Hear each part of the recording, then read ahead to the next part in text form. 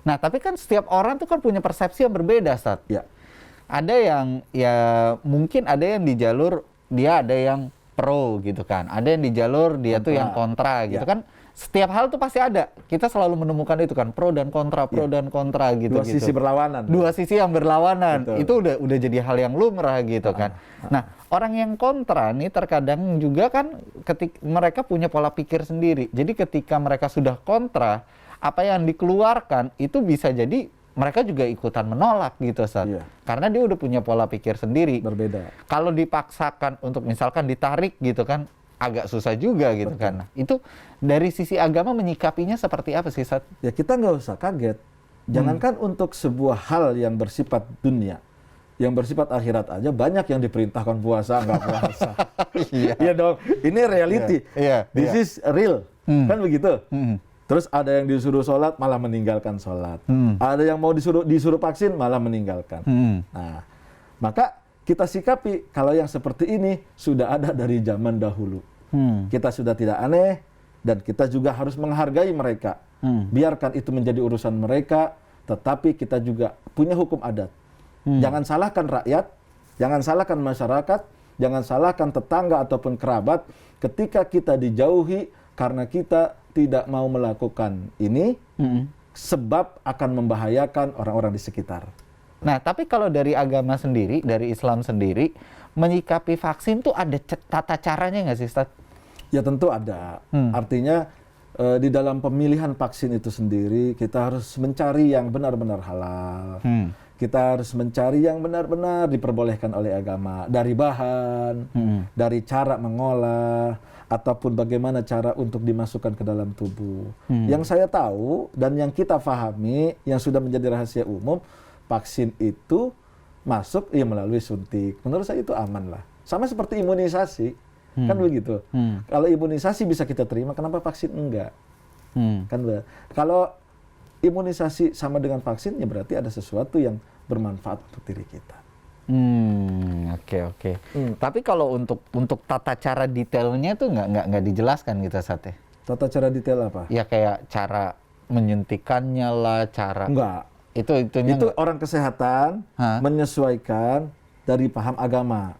Saya yakin para dokter pun akan sesuai dengan aturan-aturan MUI, aturan-aturan ulama, aturan-aturan para kiai yang sudah digariskan dan diberikan kepada pemerintah. Pemerintah tidak gegabah, MUI tidak gegabah, para kiai tidak gegabah, tenaga medis tidak gegabah. Maka itu harus kita jadikan sebagai landasan, sebagai momen untuk melindungi diri dan juga melindungi apa yang ada dalam sekitar kita. Kalau di zaman Rasulullah dulu, Ustaz, ada nggak sih sejenis kayak model-model vaksin gitu atau gimana dulu tuh? Kalau Rasulullah itu di dalam kitab Jadul Ma'ad ada keterangan Rasulullah menambah imun. Vaksin itu kan untuk menambah imun, menjaga dari wabah.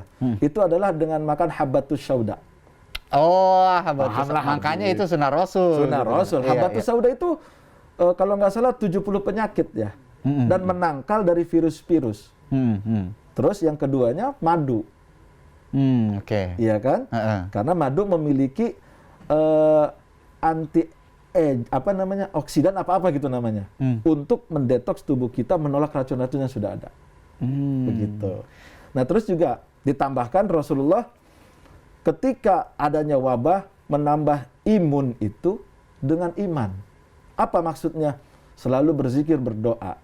Kayak sekarang mungkin baca sholawat. Dan yang terpenting sholat malam. Jarang orang yang terkena wabah ketika dia rajin sholat malam. Rasul itu ketika terkena racun yang diberikan oleh salah seorang kafir Quraisy, Rasul itu sholat malam. Rasul itu kalau nggak salah 3 kali pernah diracun. Yang terakhir ya sampai membuat beliau parah dan akhirnya karena itu menutup usia juga. Nah, Rasul pernah terkena racun dan untuk diimunkannya atau dijaga dari racun itu, mengeluarkan racun itu adalah dengan sholat malam. Karena ada rahasia. Setelah sholat malam, ternyata keutamaan ketika kita makan, perut di situ masuk menerima zat-zat dari makanan, terutama habatus sauda dengan benar. Nah, bekerjanya pada saat itu gitu ya. Maka kenapa kita disunahkan sahur? Itu rahasianya sesungguhnya. Oke. Itu antioksidan kita sebenarnya untuk tubuh. Tapi banyak yang ngelewatin sahur. Ya itu dia makanya. Lebih baik tidur daripada makan. Iya, makanya sengaja malam banget gitu kan ya. Habis itu tidur, sahurnya diinin. Padahal ada faedahnya sendiri ya. Justru yang nggak bagus makan malam. Makan malam nggak bagus ya. Makan sahur bagus ya. Makan sahur bagus. Sama dengan mandi. Iya. Nah, ini kan kita sekarang nih lagi menjalani puasa nih di tengah pandemi, Ustaz. Berarti kita kan harus ekstra dalam menjaga imun kita. Nah, pada zaman dulu tuh gimana caranya Nabi dan sahabat tuh tetap bisa menjalani puasa dengan lancar gitu? Ya caranya satu, dengan sungguh-sungguh, dengan keyakinan dan keimanan. Singkirkan rasa malas, tepis rasa letih, jauhkan rasa lelah. Karena di situ nanti akan ada. Sebab kata salah seorang ulama, Ibnu Qusairi, bahwa ketika kita berpuasa, mindsetnya itu bukan ada di hati saja, tetapi di otak. Kalah otak dengan hati, maka hati akan ikut. Hati kalah dengan otak, sama akan ikut.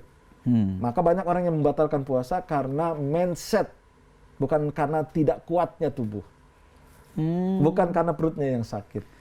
Berarti yang berpuasa itu bukan cuman perut, tapi pikiran juga ikutan puasa ya? Yes, that's right. That's right. Oke. Soalnya sekarang banyak banget orang-orang tuh yang bangga ketika mereka tuh batal puasa gitu. Nah itu justru nauzubillah min dzalik. Dan mereka nggak malu untuk mempublish itu gitu. Wah, itu. Saya tuh kemarin sampai ngelihat ya ada salah satu postingan dari teman-teman yang non muslim gitu kan ya. Mereka tuh di komenan itu bilang, jadi ada salah satu non muslim, dia mau pergi, dia di bandara, dia beli makanan kan, tapi dia lupa kalau ternyata ini bulan puasa. Dan dia lihat orang-orang, wah ternyata ini bulan puasa. Akhirnya dia melipir ke kamar mandi, dia habisin makanannya di kamar mandi. Ini kan dia menghormati berarti. Betul, menghargai juga. Menghargai juga. Betul. Nah, begitu saya lihat komennya, terus dia bilang, malu ya sama yang muslim yang mereka justru malah membatalkan puasanya. Gitu. Dan mereka bangga dengan batalnya puasa. Ini kayak langsung kayak terpukul gitu loh, kayak pasti. Wow. Sampai segitunya, karena memang sekarang tuh kita ada di zaman dimana orang tuh melakukan kesalahan lebih bangga untuk mempublishnya gitu daripada melakukan kebenaran. Itulah makanya kenapa kita diperintahkan untuk terus mencarger, mengisi baterai iman kita yang lowbat. Karena kita ini kadang-kadang iman kita, kata Rasul tuh yazid wa yankus. Kadang-kadang nambah, kadang-kadang kurang. Kalau kita nambah, kadang lebih hebat dari malaikat. Kalau kita kurang imannya, itu lebih parah dari iblis. Iblis aja ngegoda orang nggak terang-terangan. Lah ini manusia melakukan pekerjaan iblis jelas-jelas kelihatan.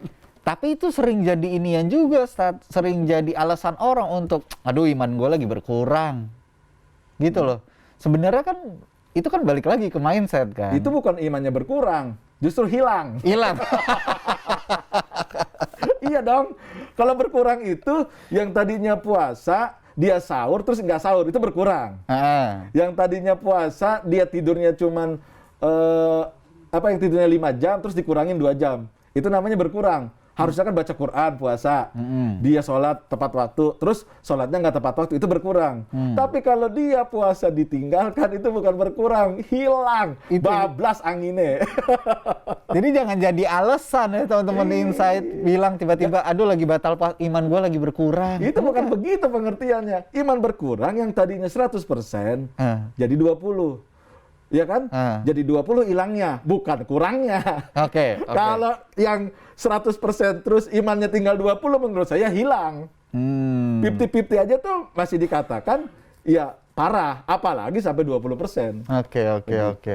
Jadi memang gitu ya, saat semua tuh ternyata udah diatur di dalam agama tuh, semuanya udah diatur gitu ya, sedetail mungkin bahkan. Semua sudah diberikan oleh agama. Semua sudah diatur oleh agama, semua sudah digariskan. Untuk apa? Bukan merugikan, tetapi memberikan keuntungan, memberikan manfaat dan memudahkan. Kemudahan. Yasiru wala tu'assiru. Benar. Ambil yang mudah, nggak usah dibikin sulit. Tapi bukan berarti kita memudahkan urusan agama. Iya, begitu benar. kesimpulannya Bang Sahil. Nah, alhamdulillah teman-teman Insight, semua podcast Insight kita ini sudah selesai. Semoga dari obrolan kita bersama Ustadz Hasan Kossasi ini ada pelajaran yang bisa diambil ya, Ustadz. Banyak banget sebenarnya pelajaran yang bisa diambil. Ambil yang baiknya. Kalau ada yang nggak setuju atau misalkan nggak sepaham gitu kan ya, silakan didengerin aja. Jangan dijadiin bahan olok-olokan ya.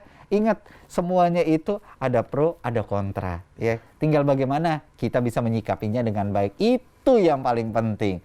Intinya adalah jauh di lubuk hati kita bisa tahu nilai-nilai dari kebaikan dan juga kebenaran. Saya Sahil Mulahela pamit dan juga Ustadz Hasan Kossasi pamit. Buka mata, buka hati, buka pikiran supaya ilmu itu bisa masuk. Dan juga buat teman-teman Insight semua, jangan kemana-mana karena abis ini akan ada info-info menarik seputar Ramadan.